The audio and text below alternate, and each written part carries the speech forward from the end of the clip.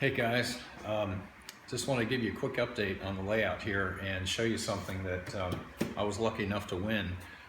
Those of you that know Big Bill Graham, host of the YouTube Model Builder Show, which is a monthly show, had a contest on his channel for a bunch of box cars and such that he wasn't going to be able to use. And I ended up winning the contest. So this arrived this past Monday, which is the package from Bill, full of stuff. I was actually out of town this week for a few days, so I just opened it a minute ago and decided I probably need to do an unboxing video. So hopefully I've got enough room on the camera, so I'm going to go quickly on this. Bill sent me a nice note in here, so appreciate that, Bill. There's what looks like a little bag of parts, and everything is really nicely wrapped in here. So I want to be careful taking things out. But tell you what, let's just do it this way. So hopefully you can see this a whole box full of neat stuff. Some boxcar shells. There's some need some couplers and wheels, but this is going to be great. It's going to be a great box of stuff to work with. So again, thank you, Bill, for sending this on.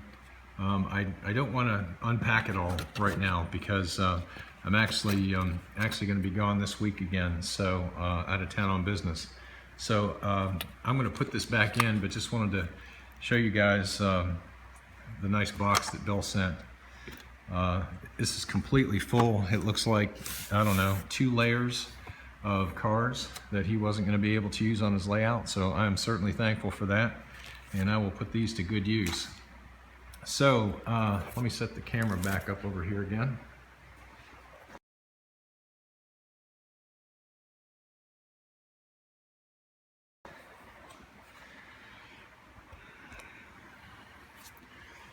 So, a few things I've done on the layout since, well, let me get behind the camera so I can see what I'm showing you. Since my last update, I've started to kind of lay out where the industries are going.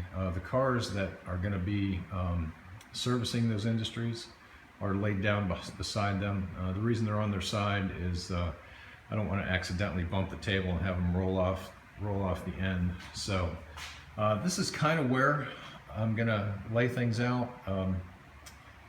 I've decided, again, to change the plan a bit. I'm gonna put my lumber yard over here. It's got a little bit more width to it. And if you remember back from the old layout, I had a fairly wide building with a sawdust hopper, and which was a loading facility for my wood chip cars.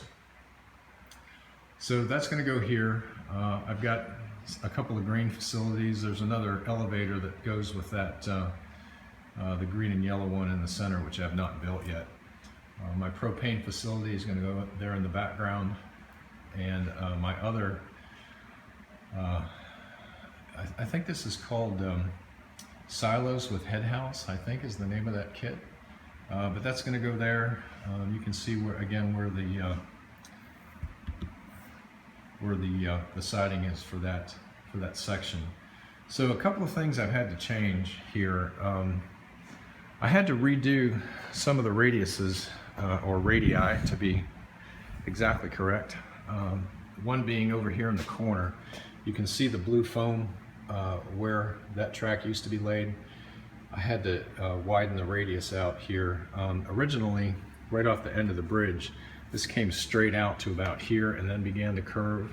And back in the, sorry about hiding the track, but back in the corner there, it was pretty sharp, and it was actually too sharp for the auto parts cars and also the auto racks that I have. So I had to pull the cork up and redo the track in that section. You can see I've got some spots here that I need to put some ties in.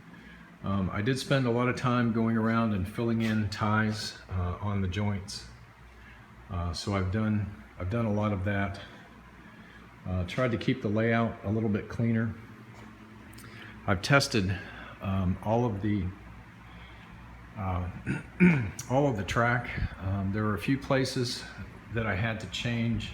Again, this radius coming right here, even though it was on the outside, it was still too tight, and I had to move it from its original position to here. What that caused me to have to do was there was a turnout located right here, which was going to feed the long siding down there to the lumber yard. So I had to take the turnout out. You can see here where I've got to put some ties in. Let me get some of this stuff out of the way. I should have moved this before I started recording. But anyway, what I did is the turnout, which was here, I moved way down to here. And I'm just going to have a shorter lead now into the lumber yard. This cork that I have down here had track on it, which I've pulled up, and I'm going to take the cork out and reposition it here. I think this piece of cork I'm going to try and take out completely, and just use these foam sheets for the lumberyard area so it looks like concrete. So that's kind of be the next thing in the works, is starting to work on the areas where the industries are going to be. Oh, one other thing. Let me pause this for a second, and I'll be right back. There's something else I want to show you. This homemade throttle pocket, which is made out of an electrical box. You can see the blue on the back side of it here. This is my first attempt at this. I've seen this done on a couple of YouTube channels, where you take the electrical box, and you can see here where the screw holes are, and you slice it vertically down through the box, and then the front of it, you cut the front out. And for my throttle, I needed one where, since my cable attaches to the bottom of the throttle, I needed something that could attach, and I could place the throttle in and still have the cable come out the bottom. So this is kind of the theory behind this. I don't know if you can see that or not. This one's not usable because the cutout is too wide in the front, and if I place this in here, there's a good chance, that it could get knocked out. So I think this is going to work really well. It's about 1 inch wide, which allows me to get the throttle in there, and it's going to allow the cable to come out the bottom. So I think this is going to work well. What I did when I cut the front out is there were a couple of mold lines. I guess I don't know if they're decorative or maybe they're there to keep the box level. And I just used my Dremel to cut along those lines because it was nice and straight. So I'm going to have to move inside of that probably 1/4 of an inch each way and cut those lines. But very easy to make. I think these are like, I don't know, 80 cents or 90 cents or something. And when I do the next one, I'll go ahead and record it. I think this is going to work really well. I only need a couple of them. So that's going to kind of be the project after I work on, trying to get some of the industries placed. So one thing that I don't want to talk too much about yet, because I'm not sure exactly what's going to happen there, but there could be some changes coming to the layout. I will let you know about that as soon as I find out. But not to keep you in suspense, nothing major, nothing serious, but could be some changes down the road here. So I just want to give you a quick update. Sorry for the lack of professionalism on this video, but just kind of wanted to run out here and show you the box from Bill and so forth. So there's a reason. what's coming down the pike is kind of the reason I don't want to unpack the box. So I should know more about that in a week or so, but I will let you know as soon as I do. The layout's not going away. Just could be something new. So we'll just leave it at that. So let's see, what else have I done? I told you about the turnouts, having to change the radii. I don't know that I've done much else. I finally got the sanding facility and the fueling facility are in. They are now permanently placed. There's still some details to add to the sanding facility. There are some steps that need to go here on either end. And I think I told you about the program track and everything in here. So that was part of the last video. Oh, something I did here, just kind of a first thing for me is I made a pipe load for this flat car. So the pipes are these wooden dowels, which I got at Walmart. You get 15 of them in the package, and I don't know, they were like $1.50 or $2 or something. So I just spray painted them kind of this rust primer color, and I used some 1/8 inch square balsa wood to kind of create the load. I don't have the strapping or chains on here yet, so that's something yet to do. I went ahead and weathered the bed of the flat car. It doesn't show up well in the video, but you know, I've got some gray on there, and then I weathered it with a black wash.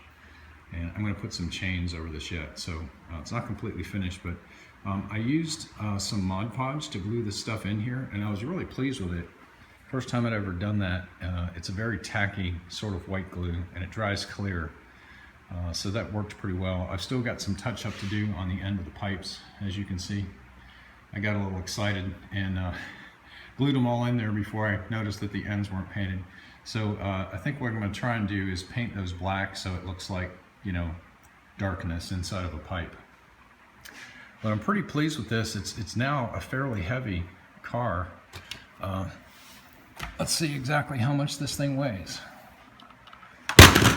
And the second thing is be careful how you pick your scale up. I'm going to put this on the bottom. So here's our scale. Let's see how much this weighs, if we can keep it from rolling off of there. So 4.8 ounces. I don't know if that's right or not. It's probably, I don't know, it's probably 6 inches long, I would say. So you're supposed to do what, 3? An ounce per inch, or ½ an ounce per inch. So that would be 3. And you know, so it's got another 1.8 in there. I think it's going to be fine. It feels pretty heavy. So let's hope that works. So I think I'm going to sign off for this evening. I can't think of anything else that I've done that is worth talking about. So when I know about the news, the potential news, I will let you know. But again, thanks for watching. Thanks for staying with me, and appreciate all the new subscribers. Talk to you soon. So I changed my mind about the unboxing. I just didn't want to have you guys sit there and watch me do all that. So these are all the 50-foot cars that Bill put in the box, and they're just in amazing shape. There are no duplicates, at least with what I have. So these are going to be all great additions to my fleet. Those are the ones that require very little fixing, possibly a coupler here or there. There are also some 40-foot cars here in the back, starting with the Blatz car, Craft, and so forth. And the Cannavale Pasta Company, I got a tanker. I'm loving it. Thanks, Bill.